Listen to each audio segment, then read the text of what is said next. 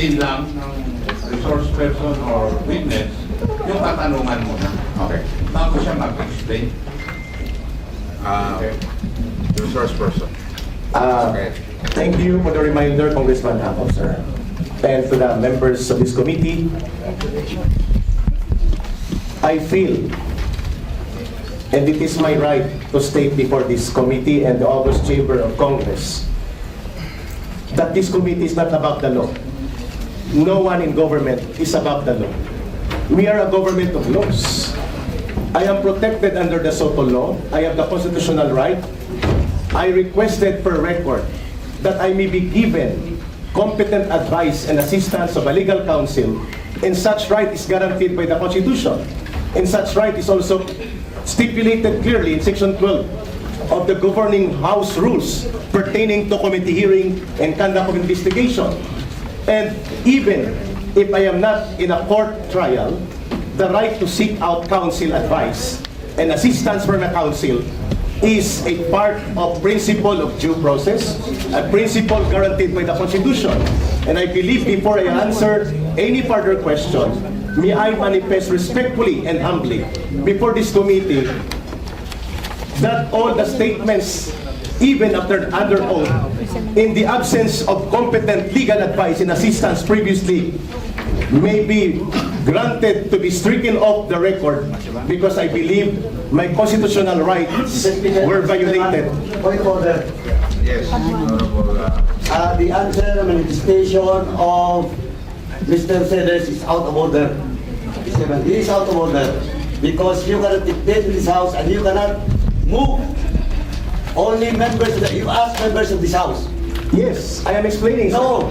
I am not moving. No, your manifestation is out of order. I am Do requesting. not lecture us No, I am about not the rules lecturing. of this. I am standing up for my right. I am standing up for my right. Remember, we might cite you in contempt. Then so be it. Your Honor. You challenge us? Yes. Okay.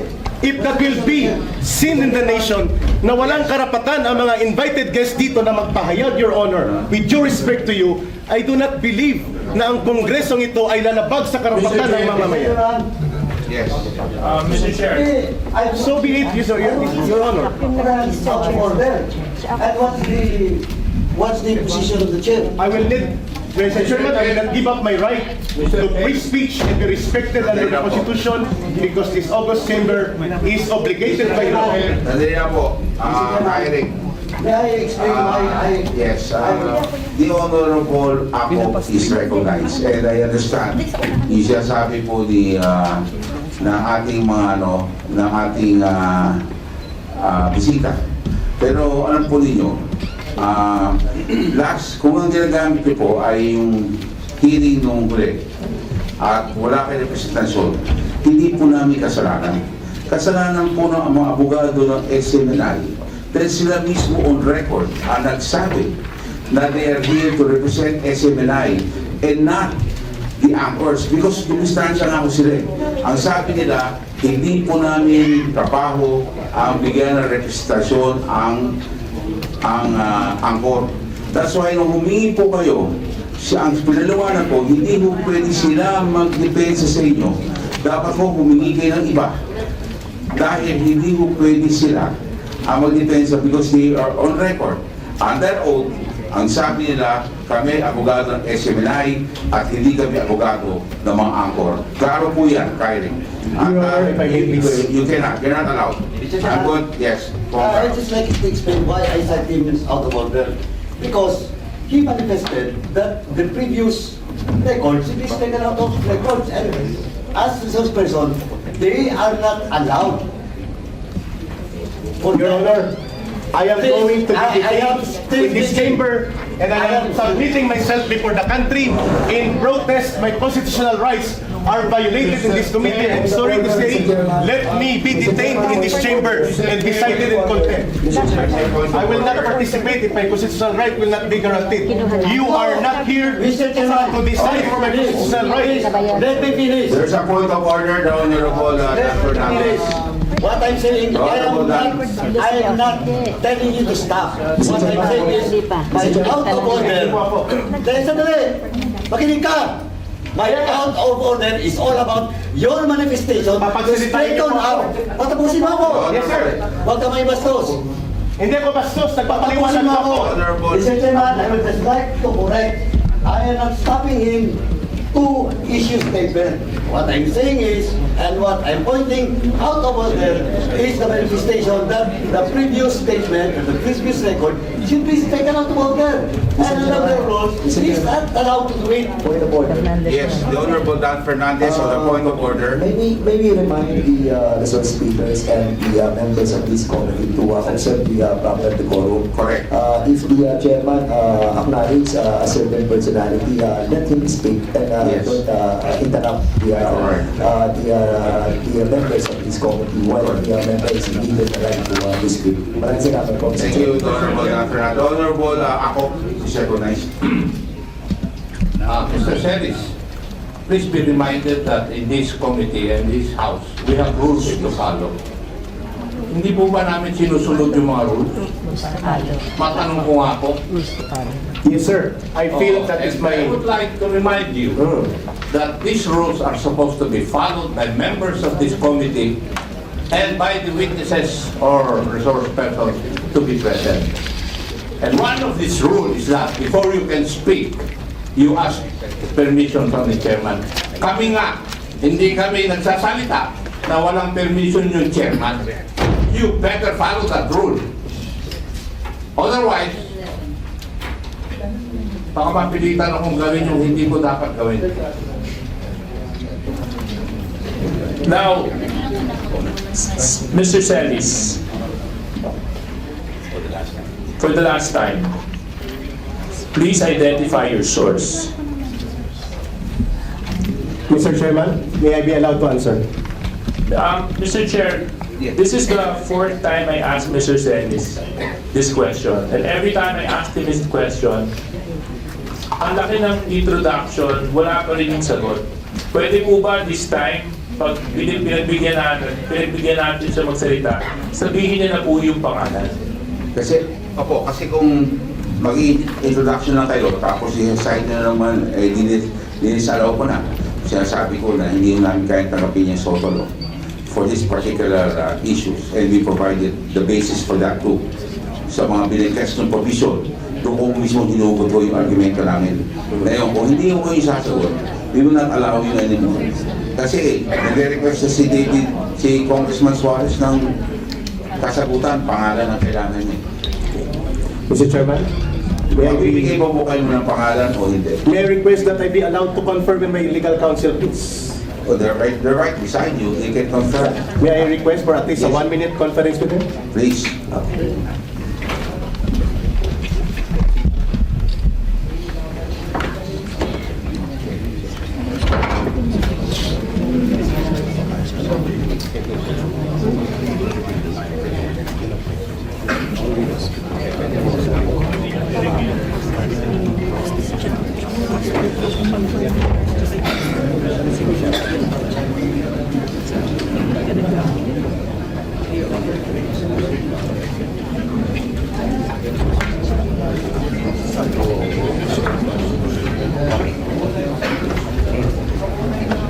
Mr. Chairman, may I be recognized again, please? Okay, please proceed.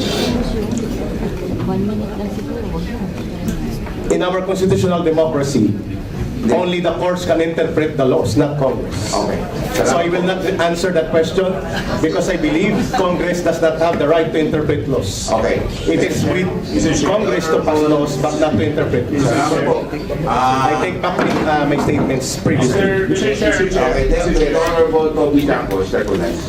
Mr. Chair, in the sense of fairness, since we really want to know the source, para malaman natin kung ano talaga yung pinagkakalat nito, would we allow Mr. Celis, Eric, to reveal the source in executive session? Would the chair allow? Yes, Eric. It's an executive session, an option for you. It's an executive session, an option for you. There's a suggestion by Honorable Toby Chanco of Navotas na kung ayaw niyo po sabihin sa harap ng camera at sa publiko Okay na ba? Executive session. We will call for executive session now. Para lahat ho ng options ay binigay na po namin sa inyo. Kyrie. That would be very dangerous for other media practitioners present here because it will create a very dangerous and negative precedence on the protection of source provided by law. I will refuse it, Your Honor. Salamat po. Mr. Chair, the Honorable Toby Campo still recognized for a follow-up question. No, I just wanted to manifest that the reason that we're suggesting an executive session is to show na tayo naman, hindi naman tayo na binibigyan natin siya ng pagkakataon na i-reveal. Kung talagang gusto niya pangalagaan, at least an executive session. But it seems ayaw niya pa rin po. So, Mr. Chair, it is very clear that Mr. Celis does not want to answer the question to reveal the source, whether in this inquiry or in this executive session. So therefore, Mr. Chair, under Section 11, the power to contempt, letter E, grounds for contempt is for a resource person refusal to answer any relevant inquiry. Actually, Mr. Chair, Mr. Celis has already violated two provisions of Section 11. The first one, acting in a disrespectful manner, and the second one, which is very more important rather, is his refusal to answer the question in a relevant inquiry. On this note, Mr. Chair, I move to contempt, to cite for contempt Mr. Celis for on these two grounds under Section 11. So move, Mr. Chair. there's a motion. Second the motion. There's a second. Any objections? There's a motion, duly seconded. Any objections from any member Mr. Chairman. of this committee? There being no objections, on a unanimous vote, the hearing is cited for Mr. Chairman, may we Can I recognize? ask the Sergeant of Arms to please take down... Mr. Chairman, Mr. Chairman. can we request the Sergeant at Arms to practice his responsibility after the hearing? Because there's still other details. Mr. Chair, by order, Yes, the point of order, the Honorable... the motion was for Mr. Celis to be cited in contempt. And I think there's supposed to be a second motion. There was a second. Yeah. No, the motion should be for him to be in custody, detained. Where? Because under our law, the contempt of the committee shall be deemed contempt of the House. The person cited in this section may, upon order of the committee, be detained in such place as the chairperson or acting chairperson be designated. In other words, we have to decide where to detain him and for how long, Mr. Chair. That's supposed to be the second motion. Mr. Chair, I believe with regards to the duration, it will be up to this committee to decide, and of course, to Mr. Celis, kung kailan po nyo sasagutin yung tanong natin, and then maybe we could leave the contempt. But as long as hindi pa niya sinasagot yung tanong natin, the contempt will remain. Mr. Chairman, final statement before niyo po ako ikulong. Mr. Chair, I move for... Can I have a final statement, please? Before pa ako magpapakulong, I request the committee. Mr. Chair. Silence is requested. The Honorable Pimentel has the floor.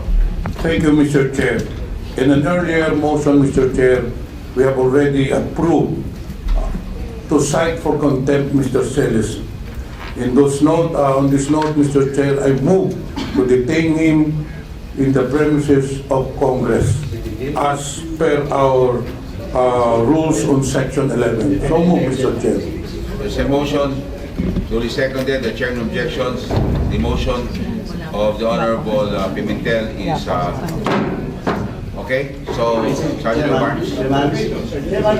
Mr. Chairman, honorable members of the committee, may be given 1 minute, please. In relation to the motion, Oh. can I have... Because it is required The Honorable two-thirds mo bumoto. The Honorable Paduano is recognized. Mr. Chairman, ang ano lang, point of inquiry lang, kasi we are not allowed to have a detention for indefinite period of time. So we have to establish how long. And the lifting of such detention will depend on the members of this committee. Of course, with the cooperation of the person in contempt. So we have to establish how long, because we are not allowed to detain indefinitely based on so many jurisprudence, Mr. Chairman. Mr. Chairman. Mr. Chair, Mr. Chair.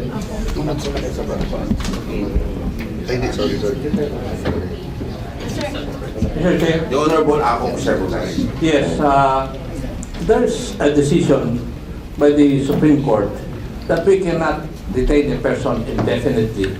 And therefore, may I move that we come up with a definite period for detention insofar as Mr. Celis is concerned. For violation of paragraph C of section 11 of the rules.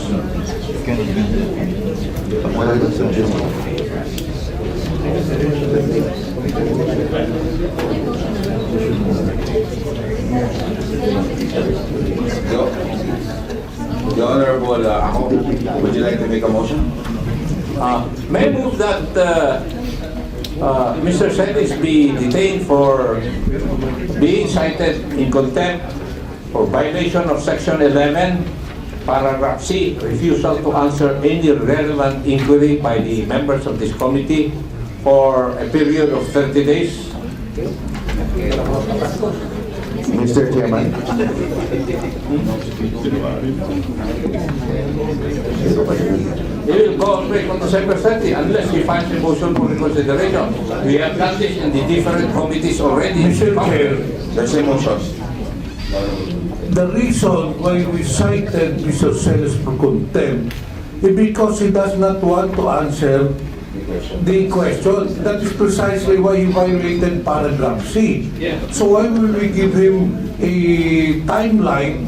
Eh kung kahit hindi pala siya sumagot, papalabasin natin si Mr. Celis. The reason why we cited him for contempt, eh gusto nga natin nasagutin niya yung relevant inquiry natin, nasagutin niya kung sino yung source niya. So I believe that we should not give a timeline, Mr. Chair. After finding the jurisprudence of Mr. Chair, I submit to the wisdom of this committee. Mr. Chairman, Okay, session is suspended. Mr. Chair, I would like to amend my previous motion. Therefore, Mr. Chair, I move to detain Mr. Celis, for he was cited in contempt until the adoption of the committee report at the plenary session, Mr. Chair. So moved. Okay, so that is also an amendment to the motion of the Honorable Ako early on. There's a motion amending the motion of the Honorable Ako. Any second?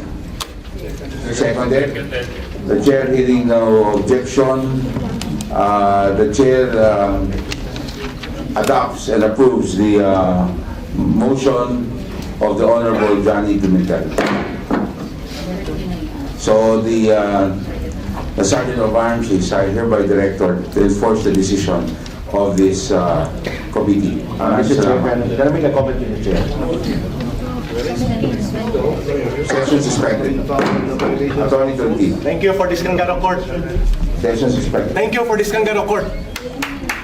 Thank you for this kangaroo court.